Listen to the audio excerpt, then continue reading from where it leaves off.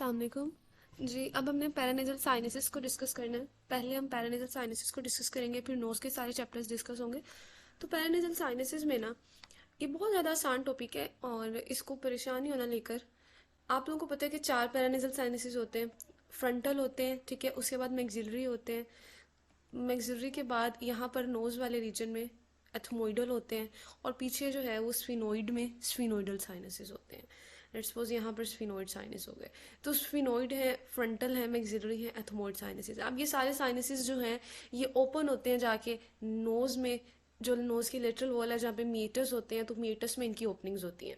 जो sphenoid sinus है वो स्फिनोएथमोइड रिसेस में ओपन होता है। जो आपका फ्रंटल साइनस है ये मिडल मीएटस में ओपन होता है। मैक्सिलरी साइनसेस भी मिडल मीएटस में ओपन होते हैं।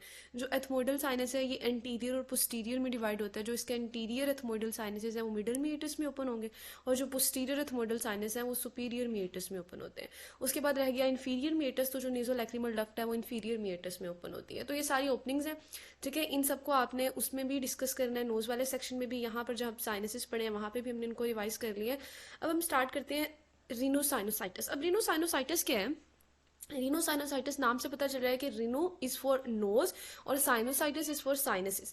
तो यूजली ये होता है कि जब नोज की इन्फ्लेमेशन होती है तो अगर वो ज़्यादा देर तक रहे, कॉम्प्लिकेटेड हो जाए, तो वो साइनसिस को भी इन्वॉल्व कर लेती है, ठीक है। और अगर साइनसिस की इन्फ्लेमेशन होगी तो वो नोज को भी इन्वॉल्व करेगी, बिकॉज साइनसिस आके नोज में ओपन हो रहे हैं। तो इसीलिए इसको फिर हम एक साथ रिनोसाइनोसाइटिस बोल देते हैं। तो रिनोसाइनोसाइटिस अभी एक्यूट भी हो सकता है, क्रोनिक भी हो सकता है। एक्यूट होगा कि अगर 4 वीक से कम तक हो रहेगा। पहले हम यही देख लेते हैं कि एक्यूट क्रोनिक क्या है, फिर हम इनको डिटेल में देखते हैं। तो एक्यूट रिनोसाइनोसाइटिस उसको कब कहते हैं कि जो सिम्टम्स हैं वो अगर लेस देन 4 वीक्स तक हो, यानी 1 महीने से कम, लेस देन 4 वीक्स से कम अगर सिम्टम आ रहे हैं और उसके बाद वो ठीक हो जाता है तो वो एक्यूट था। सब एक्यूट क्या होता है कि 4 से 12 वीक के दरमियान, ठीक है।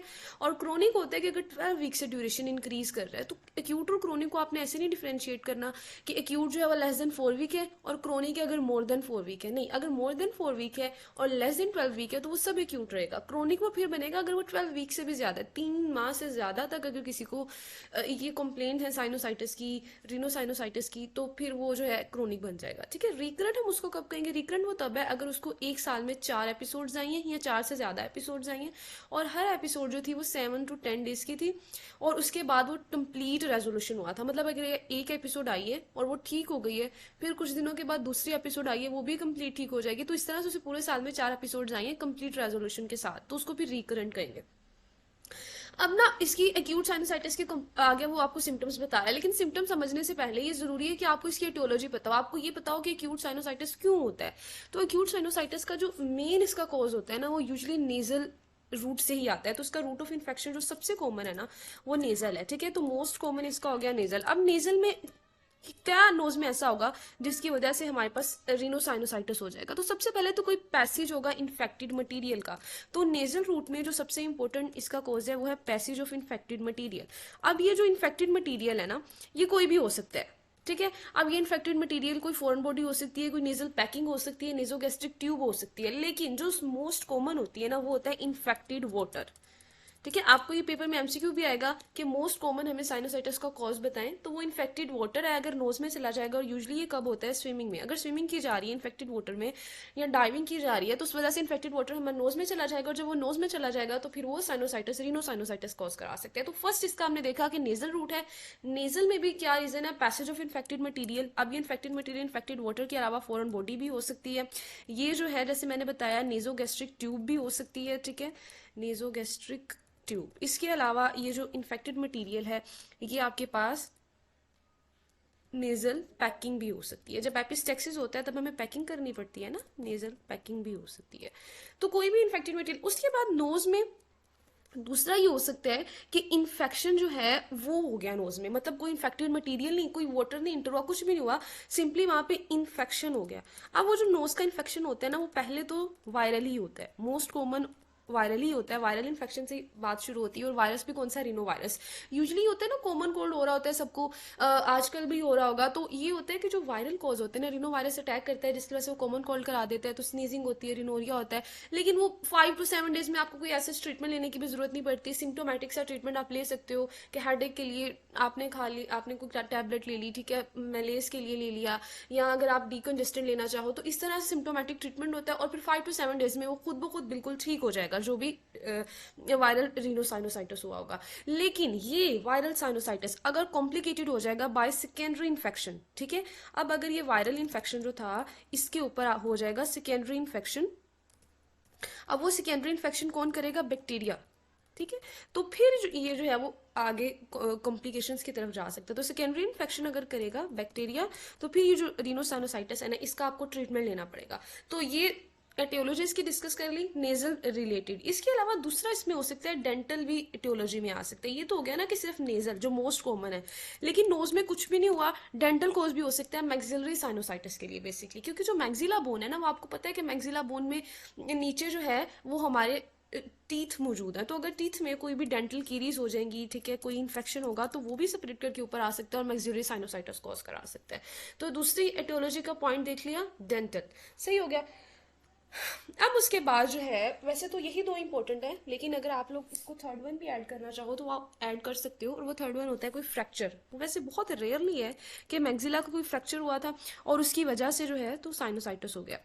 मेन जो है वो आपको एटियोलॉजी में नेजल का पता होना चाहिए। तो ये हमने एटियोलॉजी डिस्कस की। अब हम बात कर लेते हैं कि अगर कोई भी रीजन बनी, चाहे ये वाला इन्फेक्टेड मटेरियल था, स्विमिंग थी, या कोई इन्फेक्शन था या कुछ भी था, तो एक्यूट रिनोसाइनोसाइटिस हो गया। अब हमें बताएं कि उसकी सिम्टम्स क्या आएंगी।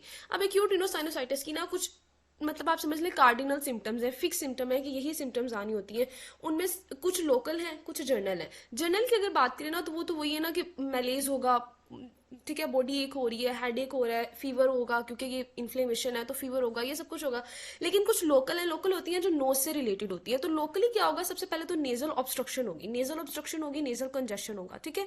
उसके बाद नेजल डिस्चार्ज होगा। अब इसमें जो नेजल डिस्चार्ज है ना वो इंटीरियरली भी होता है और पोस्टीरियरली भी होता है। पोस्टीरियर यानी पीछे नेजोफेरेंक्स में डिस्चार्ज हो रहा है और एंटीरियरली भी डिस्चार्ज होगा। उसके बाद इसमें फेशियल पेन होगी। अब फेशियल पेन जो होगी ना वो होगी अफेक्टेड साइड पर। अगर मैक्सिलरी साइनस इन्वॉल्व है तो मैक्सिलरी साइनस वाले एरिया में पेन होगी। अगर एथमोइडल साइनस इन्वॉल्व है तो एथमोइडल साइनस वाले एरिया में। फ्रंटल इन्वॉल्व है तो फ्रंटल में। मतलब जो अफेक्टेड साइनस है ना उस जगह पे पेन होगी, टेंडरनेस होगा। उसके अलावा सेंस ऑफ स्मेल अब यहाँ तो अल्टर कर जाएगी, हाइपोस्मिया हो जाएगा या फिर एनोस्मिया हो जाएगा कि स्मेल आएगी नहीं, सही हो गया। उसके अलावा जो मैंने जनरल सिम्टम बताया कि फीवर, फटीग, डेंटल पेन हो सकती है, फ्रेंजाइटिस, हेडेक वगैरह, ये जनरल सिम्टम है। लेकिन लोकल जो नोज से रिलेटेड है वो ऑब्स्ट्रक्शन है, कंजेशन है, नेजल डिस्चार्ज है, फेशियल पेन है, ये सब कुछ याद रखना है आपने।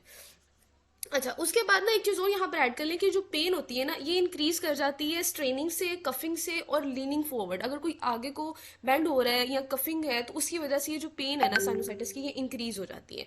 नेक्स्ट ये एक्यूट वायरल रिनोसाइनोसाइटिस मतलब वही चीज है जो मैंने स्टार्टिंग में बता दी कि रिनो वायरस इसका मोस्ट कॉमन कॉज है, सिम्टोमेटिक इसका ट्रीटमेंट करना होता है। बैक्टीरियल रिनोसाइनोसाइटिस क्या होता है कि अगर सेकेंडरी इन्फेक्शन हो जाए वायरस के बाद, अगर आपने पढ़ना भी है ना इन सब में तो आप एक दफा ये देख लीजिए पैथोफिजियोलॉजी एक्यूट वायरल रिनोसाइनोसाइटिस की। अब ये पैथोफिजियोलॉजी क्या है कि मैंने कहा कि वायरल इन्फेक्शन होता है, 4 से 5 दिन तक सिम्टम्स आते हैं, फिर ये खुद ब खुद ठीक हो जाता है। तो ये वो वाला साइकिल उन्होंने बताया हुआ है कि किस तरह से खुद ब खुद ठीक हो जाता है कि वायरल इन्फेक्शन हुआ, यूजुअली जो भी कॉमन कोल्ड वायरस था, हम किसे कॉमन कोल्ड वायरस कहते हैं?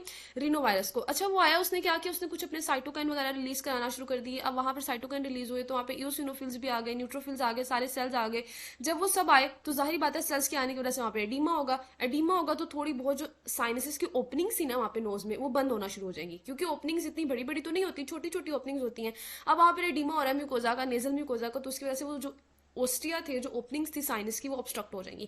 अब जैसे ही साइनस की जो ओपनिंग्स है ऑब्स्ट्रक्ट हो रही है तो साइनस में हाइपोक्सिया हो रहा है और उसकी पीएच लोअर होती जा रही है और इस वजह से उसकी सीलिया का डैमेज हो गया। अब जब सीलिया का डैमेज हो जाएगा तो वहां पर दो काम हो सकते हैं। एक तो ये हो सकता है कि अब चीजें ठीक होना शुरू हो जाए, क्योंकि वो जो लिमिट थी 4-5 दिन की वो खत्म हो गई है। अब उसकी जो इम्यूनिटी थी वो अच्छी थी और वायरल इन्फेक्शन था तो ये खुद ब खुद ठीक हो गया। एडीमा खत्म, जैसे एडीमा खत्म तो ओस्टिया ओपन, जैसे ओस्टिया ओपन तो सीलिया ठीक, सब कुछ ठीक हो गया। एक तो काम ये हो सकता है जो यूजुअली होता है, लेकिन बाजुकात ये होता है कि जैसे सीलिया का डैमेज हुआ ना तो चीजें ठीक होने की बजाय खराब हो जाएंगी। डैमेज टू सीलिया की वजह से और वहां पर सिक्रीशन जमा होती जाएंगी। उस सिक्रीशन जमा जब भी स्टेसिस होता है तब बैक्टीरिया के आने के चांसेस इंक्रीज कर जाते हैं। जब वहां पे स्टेसिस हो रहा है तो बैक्टीरिया आ जाएंगे, जब बैक्टीरिया आ जाएंगे तो वो फिर काम ठीक नहीं होगा, खराब हो जाएगा, ठीक है। ये वाला पूरा साइकिल ये तो बैक्टीरिया के लिए ना कि फिर रेजोल्यूशन होगी, एडीमा खत्म हो गया, रिकवरी होगी, सीलिया की नॉर्मल हो गया। लेकिन अब आप बैक्टीरिया की तरफ आ जाए, बैक्टीरिया के केस में कोई साइकिल नहीं चलता।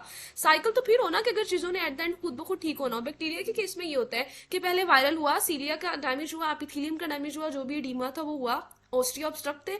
लेकिन बैक्टीरिया में होता है कि जैसे सीलिया डैमेज होती है ना, तो सिक्रीशंस का स्टेसिस होना शुरू हो जाता है, सिक्रीशन जमा होना शुरू हो जाती है।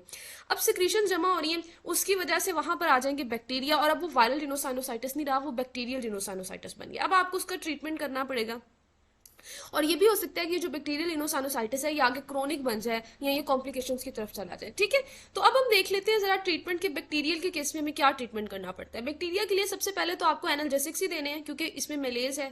ठीक है, आप एनसिड दोगे, एनाल्जेसिक्स दोगे, ताकि हेडेक जो है या डेंटल पेन जो है या साइनस की जो पेन है वो खत्म हो। उसके बाद आपने एंटीबायोटिक्स देने हैं। ठीक है, यूजली वो कह रहा है कि wait and watch is recommended होता है, कि आप कोई भी एंटीबायोटिक प्रिस्क्राइब करने से पहले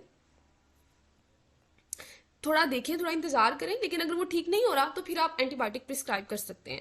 इफेक्टिव एंटीबायोटिक जो है वो अमोक्सिसिलिन होती है, क्लेवियोलेनिक एसिड के साथ उसको मिला के देते हैं, ये एंटीबायोटिक हो गया। इसके अलावा आपने सेलिन इरिगेशन करनी है। सेलिन हम क्यों डाल रहे हैं, ताकि वहाँ पे जो इतना ज़्यादा म्यूकस है नोज में वो थिन हो जाए। ठीक है, बैक्टीरिया अगर तो वॉश आउट हो जाए। एंटी हिस्टामिन भी देने हैं, डीकंजेस्टेंट देने हैं, और ओरल डीकंजेस्टेड भी दे सकते हैं, टॉपिकल भी दे सकते हैं। लेकिन एक बहुत इंपॉर्टेंट चीज़ है कि टॉपिकल ना ज़्यादा देर तक यूज़ नहीं करना। ये नहीं होता कि कितने दिन गुजर गए आप डीकंजेस्टेंट टॉपिकल यूज़ करते जा रहे हैं, क्योंकि फिर वो आगे रिनाइटिस मेडिकामेंटोजा करा सकता है। रिनाइटिस मेडिकामेंटोजा ये होता है कि एक तो आप डीकंजेस्टेंट यूज़ कर रहे हो, आपकी वहाँ पे डीकंजेशन होनी चाहिए, लेकिन अगर ज़्यादा देर तक डीकंजेस्टेंट यूज़ करो तो एज अ रिस्पॉन्स वहाँ पे कंजेशन हो जाती है। ठीक है, तो इसको रिनाइटिस मेडिकामेंटोजा कहते हैं। इसके अलावा आपने नेजल डीकंजेस्टेंट फिर ओरली यूज़ करने हैं, और इंट्रानेजल स्टेरॉइड भी दिए जा सकते हैं। तो ये सारा इसका आसान सा ट्रीटमेंट है। कंजेशन को कम करने के लिए एंटीहिस्टामिन दे रहे हो, डीकंजेस्टेंट दे रहे हो, सेलिन इरिगेशन कर रहे हो। ठीक है, इसके अलावा आप क्या करो, एंटीबायोटिक दे रहे हो, सिंपल सी अमोक्सिसिलिन दी है, एनाल्जेसिक्स दी है। तो ये बैक्टीरिया